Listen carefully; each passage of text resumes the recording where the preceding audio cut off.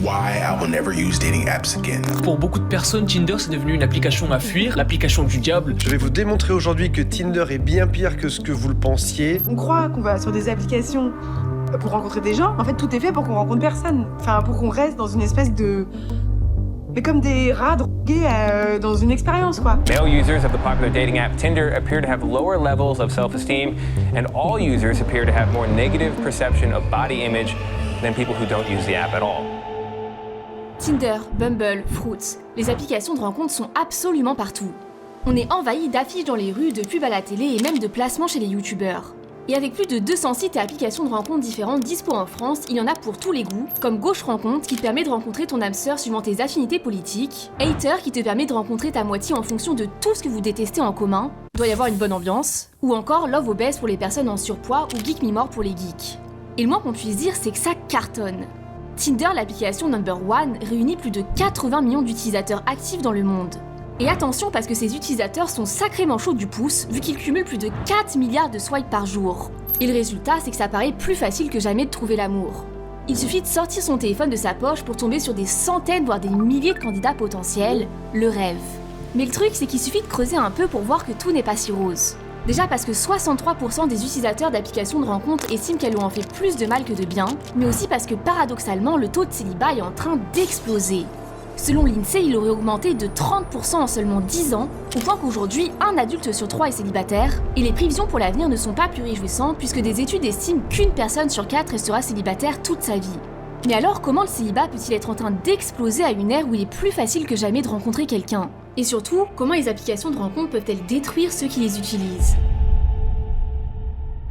Mais avant, vu qu'on parle de rencontres amoureuses, en faisant mes recherches, j'ai trouvé une donnée qui m'a choquée. Je sais pas vous, mais moi quand je me préparais pour des dates, que ça soit suite à un match sur une application de rencontre, parce que oui, j'ai déjà testé, ou suite à une rencontre dans la vraie vie, je me concentrais plutôt sur ma tronche ou sur les fringues que je portais pour faire bonne impression. Et c'est seulement si j'étais vraiment motivée que j'allais mettre une petite paire de boucles d'oreilles ou un collier. Mais en fait, ça a beaucoup plus d'effet que je pensais. Parce que selon une étude, 61% des personnes interrogées trouvent que les bijoux influencent leur première impression de quelqu'un lors d'une rencontre. Et c'est pas seulement le cas lors de la rencontre physique, puisqu'une autre étude a montré qu'hommes comme femmes, sur des photos, on juge souvent la personnalité de quelqu'un en fonction des accessoires qu'il porte. Alors si toi aussi t'avais sous-estimé leur importance, ou que t'as simplement envie de te faire plaisir avec des bijoux de qualité et originaux, je te présente Holzkern.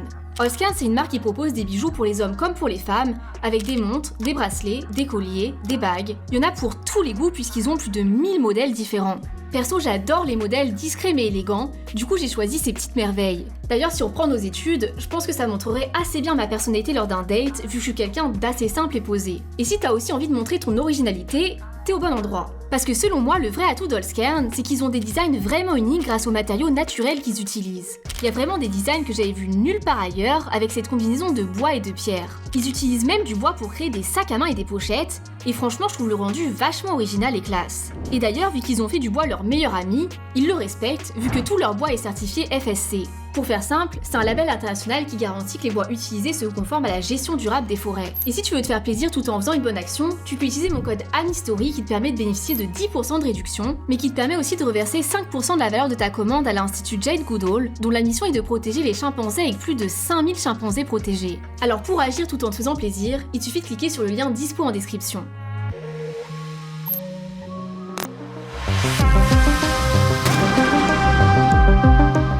Ça, c'est toi.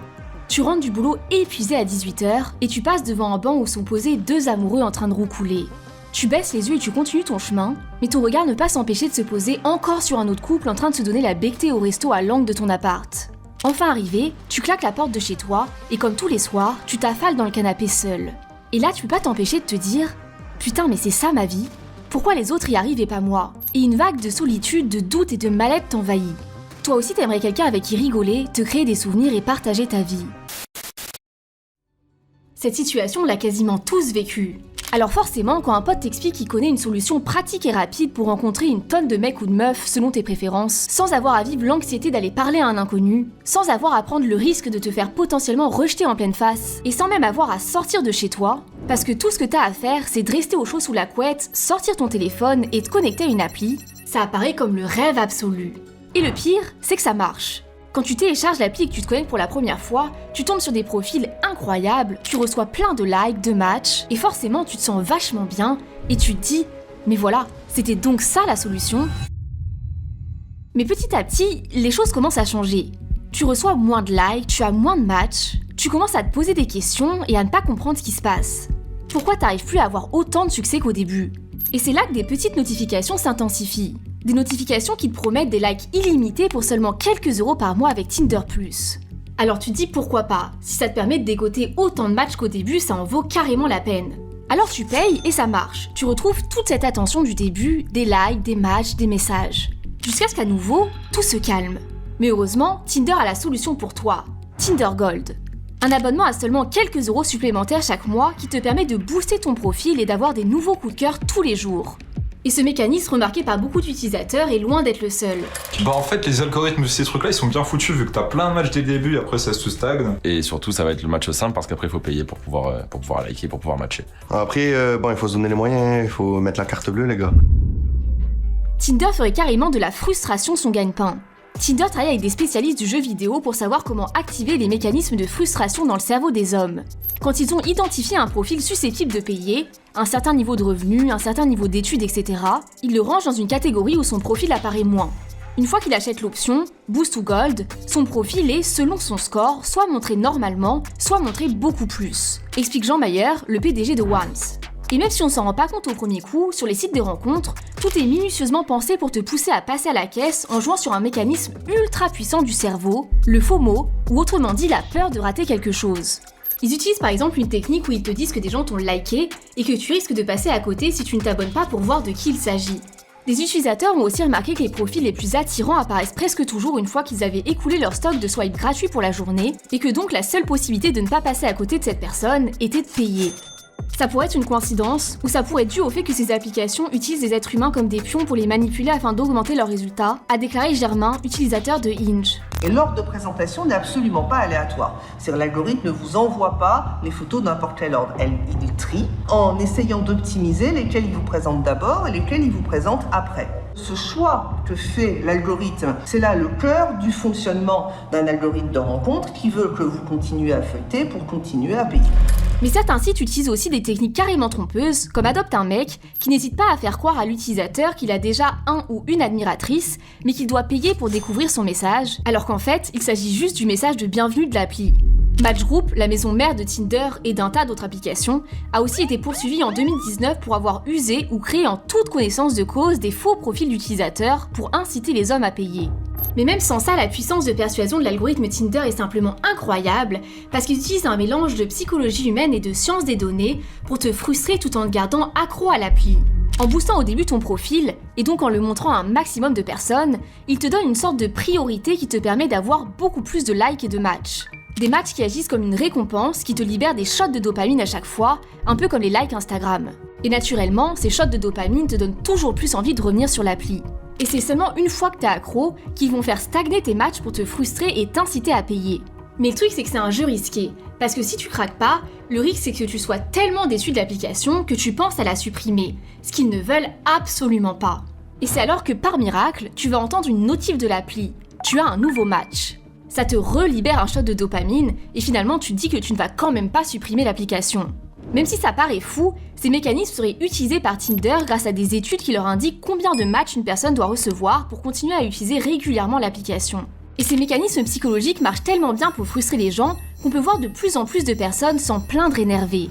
En février, une proposition de recours collectif a carrément été déposée contre Match Group, la fameuse maison mère de beaucoup d'applications de rencontres, pour son modèle économique qualifié de prédateur. Un modèle économique qui est d'ailleurs super rentable parce que le groupe déclarait un chiffre d'affaires de 3 milliards de dollars au premier trimestre 2022 et que Tinder compte plus de 163 millions d'utilisateurs payants, ce qui en fait l'application lifestyle la plus rentable au monde. Dans certaines de mes recherches, j'ai découvert que certaines personnes dépensaient des milliers de dollars dans les applications de rencontres, déclare Liesel Charabi, professeur à l'université de l'État d'Arizona. Mais si ça marche aussi bien, c'est aussi parce que les mécanismes utilisés vont encore plus loin. Parce qu'en vérité, le fonctionnement n'est pas le même pour tout le monde. Déjà parce que les hommes sont beaucoup plus visés par toutes ces techniques parce qu'ils sont les cibles principales des applications de rencontres. Ce qui n'est pas vraiment étonnant quand on voit que sur Tinder, 75% des utilisateurs sont des hommes et qu'il y a donc environ 3 hommes pour une femme sur l'appli. Puis en vérité, ça a surtout toujours fonctionné comme ça dans le business du dating. C'est par exemple super courant de voir des entrées gratuites pour les femmes en boîte alors que les hommes doivent payer. Et du coup, ça paraît assez logique que les applications de rencontres reproduisent le même schéma. Sur Foot par exemple, les femmes peuvent faire autant de découvertes qu'elles veulent, alors que les hommes sont limités à seulement 3 découvertes toutes les 12 heures en version gratuite. Mais si ce point-là n'est pas très étonnant, il y en a un qui l'est beaucoup plus. Ces applications utiliseraient un score caché de désirabilité. En gros, c'est comme une sorte de note qu'on te collerait dans le dos pour dire si t'es quelqu'un de désirable ou non. Et le résultat, c'est que plus t'es jugé désirable, plus t'es mis en avant par l'algo. Parce que forcément, tu fais une super bonne vitrine qui va attirer un max de monde, en mode « regardez les putains de BG qu'on a ici, venez sur l'appli ». Et à l'inverse, moins t'es jugé désirable, moins t'es mis en avant par l'algo. Et moins t'es mis en avant par l'algo, moins t'as de match, ce qui fait que ta seule option est de payer, ce qui fait de toi le client idéal. Félicitations. Et si tu te demandes comment un algorithme peut juger l'attractivité de quelqu'un, voilà comment ça marche. Tinder a reconnu avoir utilisé le Elo Score, qui à la base était un classement utilisé par les joueurs d'échecs. En gros, le fonctionnement, c'est que plus tu matches avec des gens populaires, autrement dit des gens qui reçoivent eux-mêmes beaucoup de matchs, plus ton score monte. Parce qu'ils estiment que si des gens considérés attirants te trouvent attirant, ça veut dire que tu l'es aussi. Et à l'inverse, plus des personnes jugées non attirantes, parce qu'elles reçoivent elles-mêmes pas beaucoup de matchs, te rejettent en te swipant à gauche, plus ton score baisse. Et encore une fois, la logique c'est que si des gens considérés non attirants ne te trouvent pas attirant, ça veut dire que tu dois vraiment être à chier.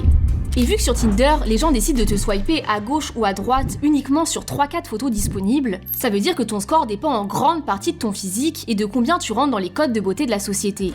Dans ce brevet, du coup, il y avait une description très détaillée d'un système de notation qui est une cote qui évolue en permanence en fonction de vos performances. Quand votre profil était présenté à un autre profil, et si le profil était très attractif et que la personne vous likait aussi, vous gagnez des points et inversement. Le Tinder se réserve la possibilité de nous évaluer sur notre attractivité physique, mais pas seulement, aussi sur ce qu'ils appellent les données biographiques, à savoir notre intelligence, notre niveau d'études ou encore notre niveau de revenus. Et du coup, ça veut dire que tout le monde n'a absolument pas les mêmes chances. Parce qu'au-delà du facteur naturel qui existe même dans la vraie vie, où tout le monde n'a pas les mêmes chances de plaire, ici l'algorithme vient mettre encore un amplificateur x100, où de toute façon, si t'es pas jugé attirant, t'as aucune chance parce que ton profil ne sera même pas quasiment proposé. Et bien que Tinder ait déclaré avoir arrêté d'utiliser le Elo Score suite au scandale qui a éclaté, on peut se douter qu'ils utilisent un autre système similaire, mais qui porte simplement un autre nom. Surtout que ce fonctionnement n'est pas spécifique à Tinder, parce que toutes les applis et sites de rencontres fonctionnent quasiment de la même manière. Mais dans le fond, le côté dérangeant de ces applications va encore au-delà de toutes ces astuces de l'algorithme. Parce qu'il existe un truc totalement contradictoire dès leur conception. D'un côté, ces applications de rencontres te promettent de trouver l'amour, mais de l'autre, ces applis restent des business, et comme tout business, elles n'ont aucun intérêt à voir partir leurs utilisateurs. C'est même le contraire. Plus l'utilisateur reste longtemps, plus c'est rentable. Et ces deux points-là ne sont pas du tout conciliables, parce qu'un couple qui se forme, en soi, c'est deux utilisateurs qui se barrent. C'est ce qu'on appelle le paradoxe Tinder.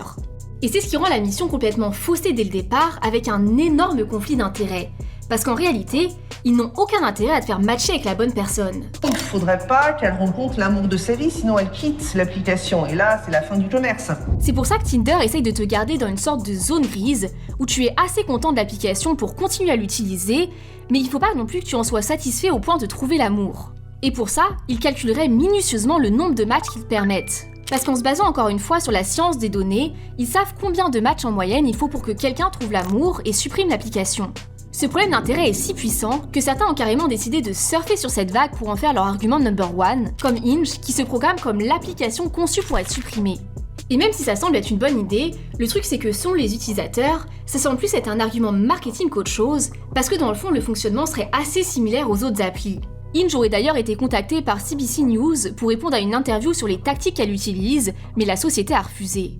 Et même si on peut comprendre que Tinder et toutes les autres soient avant tout des business et que c'est totalement normal qu'ils cherchent à optimiser leur rentabilité, le problème c'est que toutes ces stratégies marketing n'incitent pas seulement l'utilisateur à payer, comme c'est le cas dans toutes les entreprises, mais qu'ici elles ont aussi des conséquences réelles sur la santé mentale de leurs utilisateurs, qui peuvent parfois être désastreuses.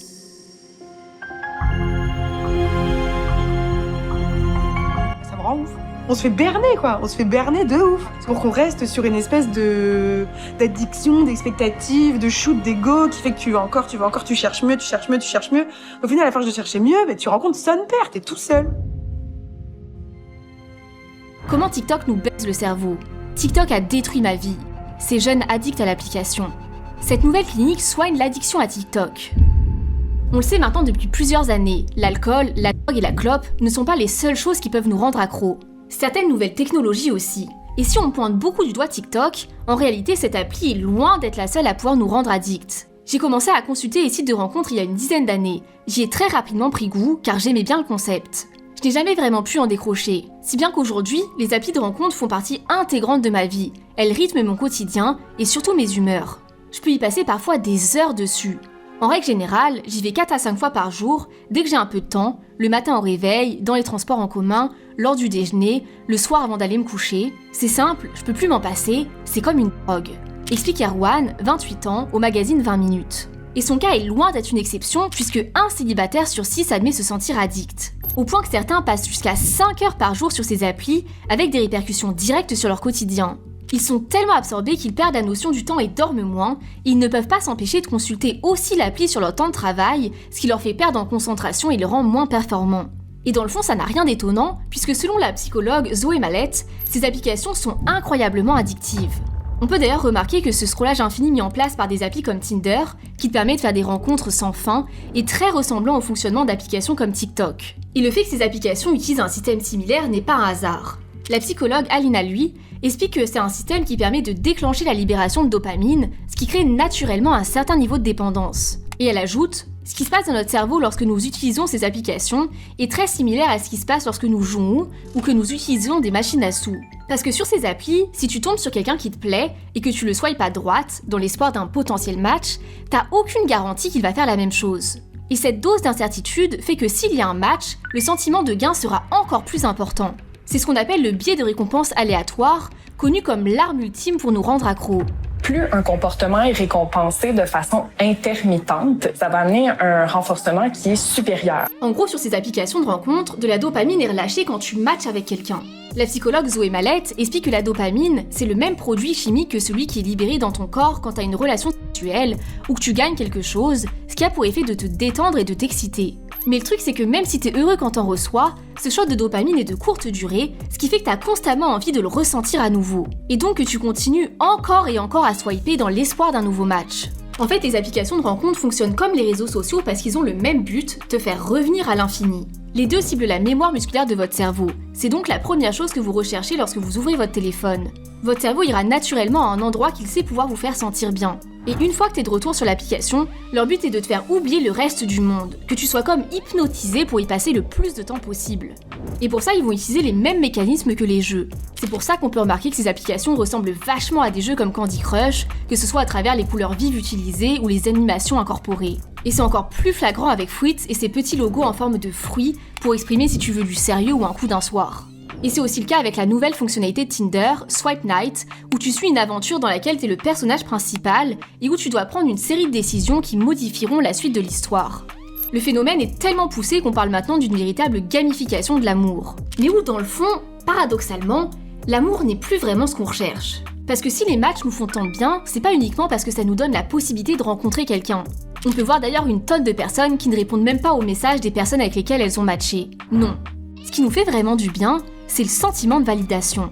Et comme l'explique la psychologue Mallette, les humains sont constamment à la recherche de validation. C'est pour ça qu'on peut voir beaucoup de filles dire qu'elles s'inscrivent sur des sites de rencontres après une rupture, principalement pour rebooster leur ego, et pas vraiment pour rencontrer quelqu'un. Mais le truc, c'est que si ça peut flatter ton ego et te donner des shots de dopamine, ces applis n'ont pas pour seule conséquence de te rendre addict. Elles te poussent aussi à n'être jamais satisfait. Parce que même si ce mec ou cette meuf avec qui t'as matché, et peut-être même rencontré dans la vraie vie, semble être cool et cocher toutes les cases, tu ne peux pas t'empêcher de te demander si en swipant encore quelques profils, tu pourrais pas tomber sur encore mieux. Between dating apps and social media, everyone has so many different options now and we're aware of that. So we're always afraid to invest too much into one person because if it goes wrong, why go through that pain when I could just open up an app and find someone else? C'est ce qu'on appelle le paradoxe du choix. Plus t'as d'options disponibles, moins tu seras satisfait du choix que t'as fait. Imagine par exemple que t'es au supermarché et que tu dois choisir un paquet de chips. Situation numéro 1, t'as 40 options devant toi. Lequel tu choisis? Tu sais directement que le choix va être super compliqué. Et une fois le paquet choisi, t'as des grandes chances de douter et de te demander si t'as fait le bon choix. Il y avait peut-être largement meilleur. Situation numéro 2, t'as 3 options devant toi. Directement, tu sais que ça sera beaucoup plus facile de choisir. Et paradoxalement, t'as des grandes chances de repartir beaucoup plus satisfait de ton choix. With so many options to choose from, people find it very difficult to choose. Le fonctionnement est exactement le même avec les applications de rencontres. Vu que sur ces applications, tu es face à des possibilités infinies, ça devient super dur de choisir une personne et de s'y tenir. Quand on a trop de choix, on en vient à croire qu'il existe toujours mieux. En fait, le cerveau n'est pas apte à gérer plus de 5 à 10 possibilités. Au-delà de cette limite, il devient moins fonctionnel, explique Jannie Coutu. Et déjà qu'en couple, on peut tous parfois se surprendre à se demander si l'herbe ne serait pas plus verte ailleurs, ça devient beaucoup plus difficile de ne pas céder à la tentation quand tu sais qu'il suffit de sortir ton téléphone pour feuilleter un catalogue 2.0 de candidats potentiels. Et apparemment, beaucoup de gens y cèdent, puisque 66% des utilisateurs de Tinder seraient déjà mariés ou en couple. Et forcément, vu qu'on n'arrive jamais à être vraiment satisfait, les relations deviennent jetables au point qu'on parle maintenant de relations fast-food. On remarque d'ailleurs que les couples rencontrés sur ces applications de rencontres ont un risque augmenté de se séparer plus vite. On a l'impression de faire son marché, mais finalement on n'est jamais satisfait et on veut toujours trouver mieux. Même quand je suis en couple, je peux pas m'empêcher de les consulter. Je ressens une envie irrépressible, c'est plus fort que moi. J'ai ce besoin constant de vouloir plaire, même lorsque j'ai une vie de couple épanouie, poursuit Erwan, 28 ans, dans son interview chez 20 minutes. Et cette impossibilité de satisfaire d'une relation peut causer une réelle souffrance parce qu'elle nous empêche de créer des liens profonds et durables avec quelqu'un. Et bien qu'on ait l'impression d'enchaîner les matchs, enchaîner les rendez-vous, cette insatisfaction permanente nous maintient dans notre solitude et nous empêche de créer une vraie relation qui nous nourrisse. Et bien sûr, ça peut être destructeur pour cette personne qui souffre de ce paradoxe du choix, mais ça peut aussi l'être pour les personnes qu'elle côtoie sur cette application. Puisque cette possibilité infinie de choix tend aussi à déshumaniser les personnes inscrites sur ces applis. Et c'est vrai que si on transpose nos comportements sur ces applis dans la vraie vie, ça devient assez dingue. Hi, I'm here for a good time, not a long time. Your breasts are asymmetrical. Bye. Hi. I am a hopeless romantic at heart. Can you turn around for me? What? The front looks fine. I want to look at the back too. I don't have any pictures of my backside. Then why are you wasting my time? Les gens ne deviennent qu'un simple profil, qu'une simple photo, qu'un simple produit. Et qu'est-ce qu'on fait avec un produit ? On l'utilise quand bon nous semble, on le jette quand on en a marre, et on n'hésite pas à carrément le récupérer dans la poubelle si on change d'avis. Combien de fois on voit des personnes matcher, discuter, peut-être même se rencontrer, et d'un coup l'un des deux décide simplement de disparaître sans aucune autre explication. Alors évidemment, on se doute que c'est parce qu'il a trouvé mieux, mais pour la personne laissée en plan, le doute et l'incompréhension peuvent vraiment faire mal. Un mec que j'ai vu plusieurs fois ne m'a plus écrit du jour au lendemain. J'ai passé des jours, voire des semaines à me demander ce que j'avais fait de mal, à me déévaluer et à me refaire le film en boucle, se rappelle Marie, 28 ans. Et alors qu'on agirait beaucoup moins comme ça avec des personnes rencontrées dans la vraie vie, sur ces applications, le ghosting est la norme. On laisse ressortir le pire de nous en tenant absolument pas compte des sentiments des autres, parce qu'après tout, ils ne sont qu'un profil parmi tant d'autres. Et le ghosting n'est pas le seul fléau, parce qu'on assiste aussi à du benching, autrement dit on va garder les gens sous le coude sans s'investir, juste au cas où, et aussi à du breadcrumbing, autrement dit on va envoyer des signaux ambigus à l'autre sans jamais passer à l'action, juste parce que sur le moment ça nous amuse. Ce qui fait de ces applications le lieu de l'égoïsme humain dans toute sa splendeur. Et le manque d'authenticité qu'on peut souvent y voir vient encore s'ajouter à ça. Vu qu'on veut plaire, c'est naturel de chercher à se présenter sous notre meilleur jour. Mais c'est encore accentué ici vu qu'on sait qu'on est jugé en une fraction de seconde sur quelques photos et 3 lignes de description. Et du coup, on peut voir une tonne de personnes mentir sur leur âge, leur taille, leur taf, leur situation familiale, les mecs qui font semblant de pas avoir d'enfants, on vous connaît, ou encore des personnes qui utilisent des photos retouchées ou datant de plusieurs années. Et ça forcément, tu le découvres au premier date après t'être préparé et déplacé, et encore, il y a même des choses que tu peux découvrir encore bien plus tard. Et selon Judith Duportal, cet enchaînement de dates souvent décevantes entraîne des désillusions qui minent le moral sur le long terme. Un phénomène qu'elle appelle le dating fatigue, dont elle a carrément fait un livre, qui peut conduire à une forme de lassitude amoureuse. Au point que ces applications semblent diviser plus qu'elles unissent.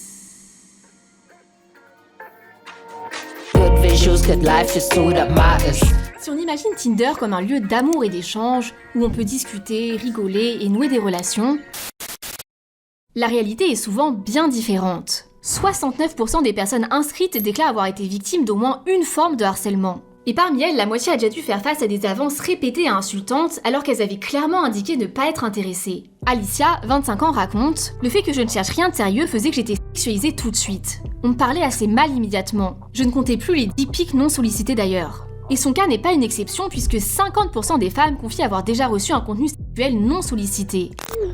Tu t'es touchée ? Coquine. Hey coquine, t'es là ? Grosse salope. Cerise sur le gâteau, cette photo de son sexe en érection, envoyée sur mon téléphone. Je repasse le film dans ma tête. À quel moment ai-je consenti à ce déferlement de grossièreté ? Comment un simple clic a-t-il pu être interprété comme un accord tacite pour coucher? Et les messages peuvent parfois être carrément traumatisants, comme le confient certains employés de l'application Grindr.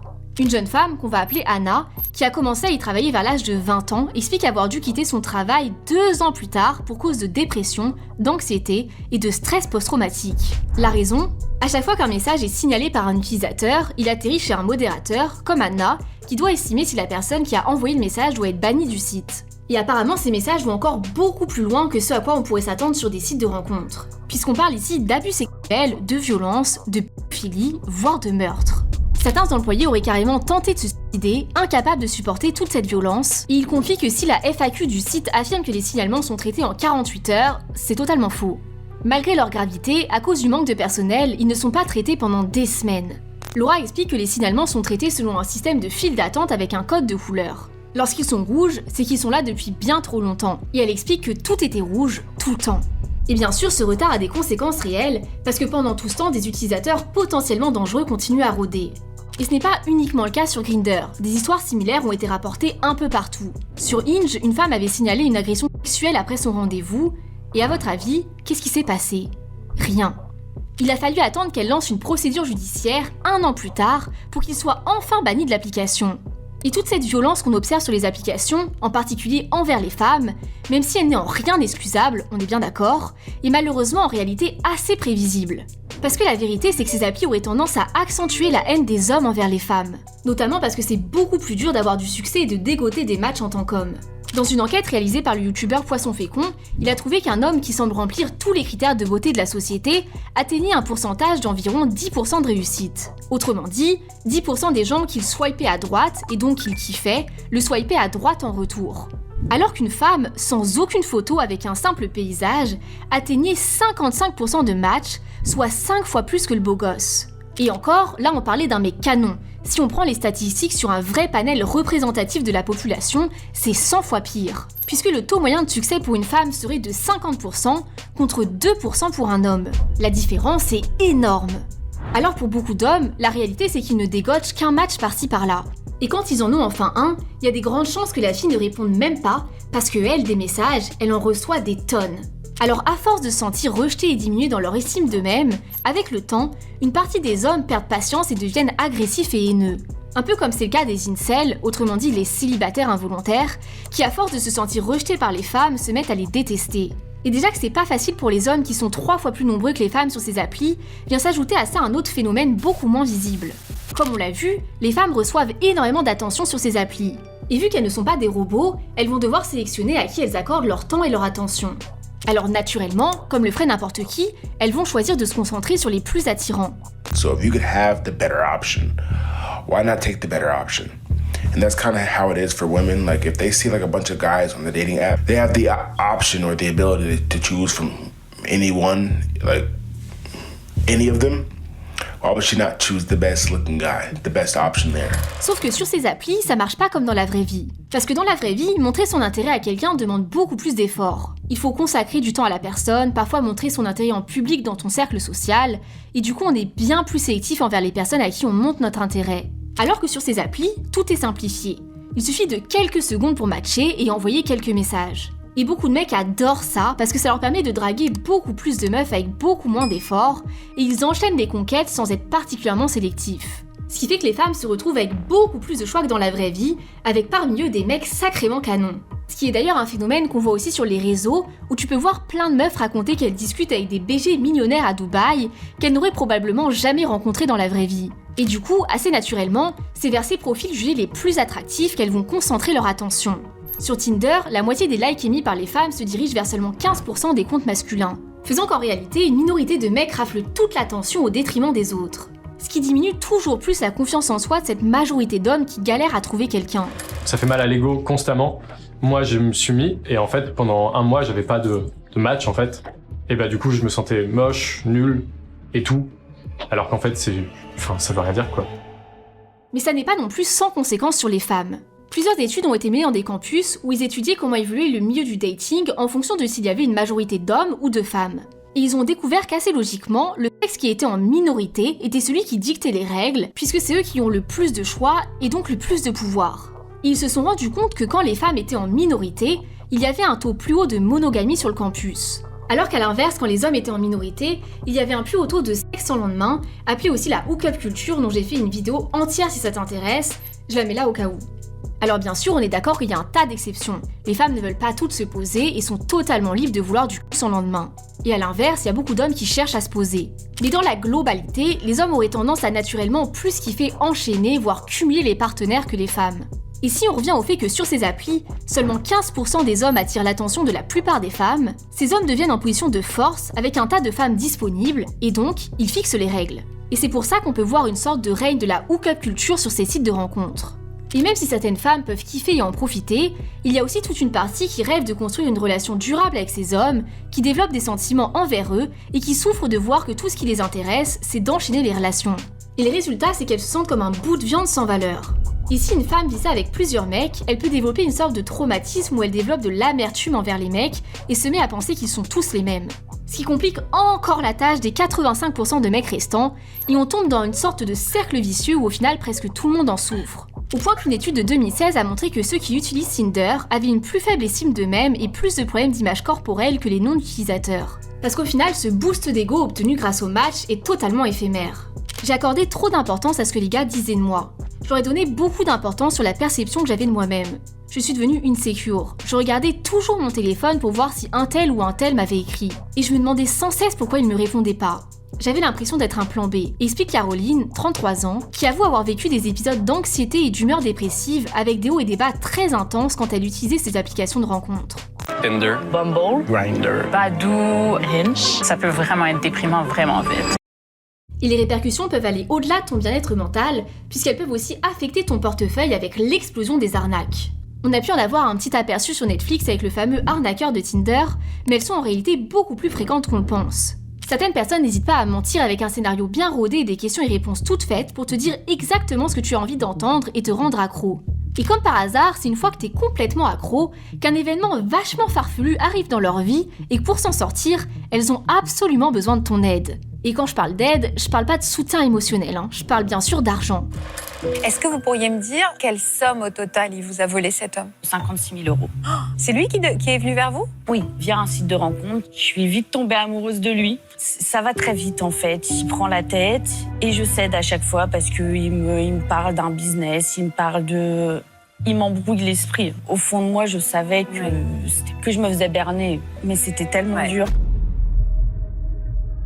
Et même s'il y en a qui osent carrément monter ces arnaques en rencontrant leur cible dans la vie réelle, une grande partie utilise des faux comptes pour ça.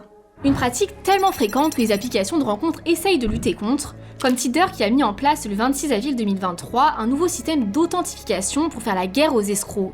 Sauf qu'on peut pas dire que ça marche très bien parce que les pirates arriveraient maintenant à créer des faux comptes certifiés, ce qui rend leur arnaque encore plus dure à déceler. Et avec le développement des nouvelles technologies, ils rendent leur mytho encore plus crédible, puisqu'ils ne se contentent plus d'utiliser des fausses photos, ils créent aussi maintenant carrément des fausses vidéos d'eux en faisant des deepfakes grâce à l'intelligence artificielle. Une méthode qui leur permet aussi d'inciter leurs victimes à se dénuder devant la caméra, afin qu'ils enregistrent l'écran et puissent la faire chanter par la suite. Et même si tu tombes pas dans les filets d'un arnaqueur, sans que tu t'en aperçoives, tu peux exposer un tas de choses perso. En France, 10% des utilisateurs d'applications de rencontres ont été victimes de divulgation de données personnelles. Des données qui peuvent concerner ton orientation sexuelle, tes préférences sexuelles, voire des choses encore plus intimes. Noam Rotem et Rand Lokar, des chercheurs en sécurité, ont découvert en juin 2020, sur le service de stockage principal d'Amazon Web Services, accessible au public, près de 2 millions d'enregistrements provenant de différentes applications de rencontres. Ce qui représentait des données de centaines de milliers d'utilisateurs et qui concernait des informations qui étaient particulièrement sensibles, comme des photos et des enregistrements sexuellement explicites, mais aussi des données d'identification personnelle, comme des vrais noms, dates d'anniversaire, ou emails qui auraient permis à un hacker motivé d'identifier à qui appartenaient ces photos intimes. Parce que oui, le pire c'est qu'il s'agissait même pas d'un piratage, mais seulement de données mal conservées devenant accessibles à tous. Et quand on voit toutes les données sensibles que ces applications possèdent, elles sont comme de l'or en barre pour les hackers qui n'hésitent pas à s'y attaquer. Le site Ashley Madison, qui promettait aux personnes mariées de pouvoir tromper leur conjoint en toute sécurité, en a fait les frais avec l'un des plus grands piratages de l'histoire, où plus de 9,7 gigas de données ont été rendues publiques par les hackers, dévoilant les données de 33 millions de comptes. Une affaire qui a conduit la CNIL, la Commission nationale de l'informatique et des libertés, à mettre en demeure 13 sites de rencontres pour la grande légèreté avec laquelle ils traitent les données personnelles de leurs clients. Et on peut dire que ça fait froid dans le dos quand on voit tout ce qu'ils collectent. Dans son enquête sur les dessous de Tinder, la journaliste Judith de Portal a demandé à ce que l'entreprise lui envoie toutes les données qu'elle avait collectées sur elle. Et à ton avis, combien de pages elle a reçues ? Elle a reçu plus de 800 pages contenant tous ses matchs, ses conversations intimes et l'âge des hommes qui l'intéressaient. Elle confie « En lisant les 1700 messages que j'ai envoyés sur Tinder depuis 2013, j'ai plongé dans mes espoirs, mes peurs, mes préférences sexuelles et mes secrets les mieux enfouis. » Une accumulation de gros points noirs qui pousse la nouvelle génération à s'en détourner. Parce que contrairement à ce qu'on peut croire, Tinder fait face à une chute de popularité chez la Gen Z, au point que plus de 90% des jeunes se sentent frustrés par les applications de rencontres. Selon une étude menée par Deloitte, ça s'expliquerait parce que cette génération est plus soucieuse de l'authenticité, de la diversité et de l'inclusion que les générations précédentes. Et Tinder a extrêmement de mal à s'adapter à ces nouvelles attentes. Ce qui n'est bien sûr pas sans conséquence sur l'entreprise, puisque l'application fait face à une baisse de téléchargement et les actions de Match Group, propriétaires de Tinder, ont diminué au cours des 2 dernières années. Mais en réalité, même si ces applications peuvent avoir beaucoup de conséquences négatives, ça veut pas forcément dire qu'on doit les jeter à la poubelle. Parce que dans le fond, ces applications peuvent aussi avoir du bon. Moi, je suis plutôt quelqu'un de timide, de base. Et donc, je pense que les rencontres virtuelles, ça aide vraiment à s'ouvrir sans vraiment risquer grand-chose. J'ai pas non plus cette opportunité de trouver des personnes, on va dire, autre part. Donc, je sais pas, en fait, où chercher. Parce que je suis quelqu'un qui a du mal à rencontrer des gens. C'est vrai qu'une application, ça donne un premier chemin. C'est clair que ces applications nous permettent de rencontrer des personnes qu'on n'aurait sûrement jamais connues sinon. Et en vérité, beaucoup de couples sont nés grâce à elles. 1/4 des Français ont quand même rencontré leur partenaire sur Internet en 2022. C'est pas rien. La preuve que, comme toujours, tout n'est pas noir ou blanc. Les applications, quand on sait ce qu'on en attend, peuvent apporter du positif, explique la psychologue Delphine Pi. L'important, c'est surtout d'être conscient des dangers et, si on a envie de tester, d'adapter notre utilisation en conséquence. La psychologue Mariam Daguzan-Bernier encourage à se fixer un nombre maximum de minutes par jour. On peut dire qu'on passe une demi-heure par jour sur Tinder ou qu'on examine au plus 15 profils au cours de notre journée. Et elle conseille aussi de limiter son nombre de matchs et de conversations pour découvrir vraiment le potentiel d'une personne et d'avoir tendance à faire des rencontres rapides et sécuritaires en disant par exemple à un ami le lieu et l'heure de la rencontre avec l'indication de qui on s'apprête à voir. Mais surtout n'oublie jamais que ces applis ne sont que des outils que tu peux utiliser à condition de rester tes alliés. Parce que partout comme sur Internet, ton bien-être doit toujours être ton baromètre.